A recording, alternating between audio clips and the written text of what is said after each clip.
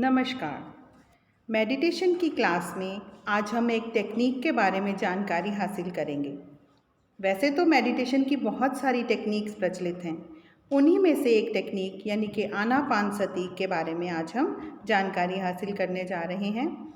अंग्रेज़ी में हम मेडिटेशन जिसे कहते हैं, हिंदी में इसे ही ध्यान कहा जाता है। आपने बहुत बार भगवान बुद्ध की प्रतिमा को देखा होगा। महात्मा बुद्ध, जिन्होंने ध्यान का अभ्यास करके ही ज्ञान की प्राप्ति की और वे सिद्धार्थ गौतम से भगवान बुद्ध बन गए। बच्चों, क्या आप जानते हो कि उन्होंने आनापानसति का ही ध्यान अभ्यास किया था? आनापानसति, इसका अर्थ जानते हैं। आना यानी कि सांस का अंदर जाना, अपाना यानी सांस का बाहर जाना और सति यानी दोनों का मिलना।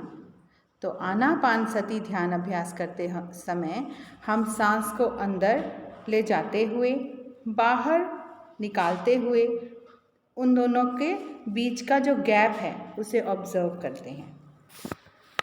ध्यान करते समय हमें 3 लॉक्स लगाने चाहिए, यानी कि 3 ताले।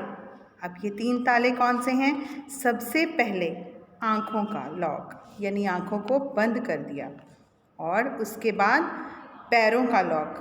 पैरों का लॉक लगाया जाता है दोनों पैरों को क्रॉस करके, चाहे आप कुर्सी पर बैठकर ध्यान कर रहे हों या सुखासन में बैठकर, दोनों ही ठीक हैं।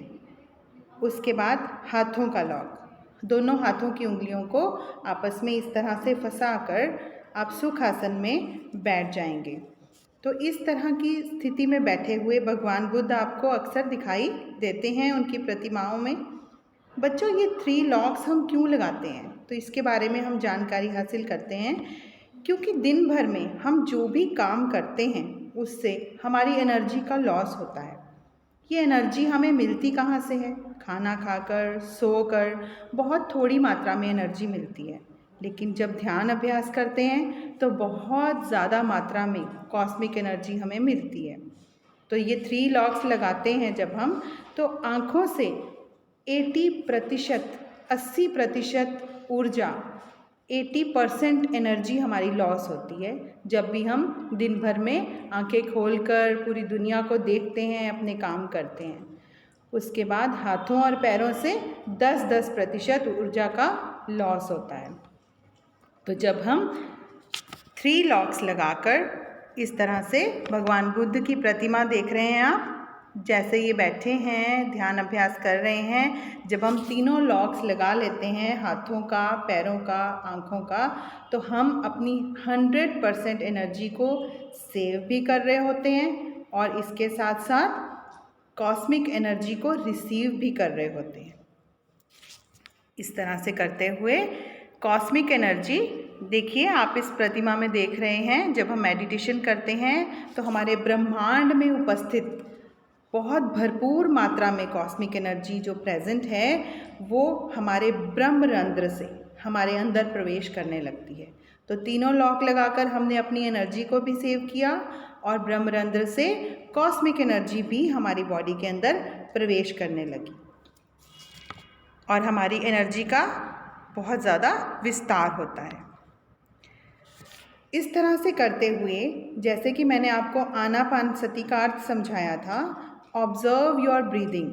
बेटा, हमने अपनी सांस को कंट्रोल नहीं करना है, उसे नॉर्मल नेचुरल तरीके से आने देना है और ऑब्जर्व करना है। Observe your normal natural breath. उसे ज़्यादा तेज़ या धीरे करने की कोशिश नहीं करनी।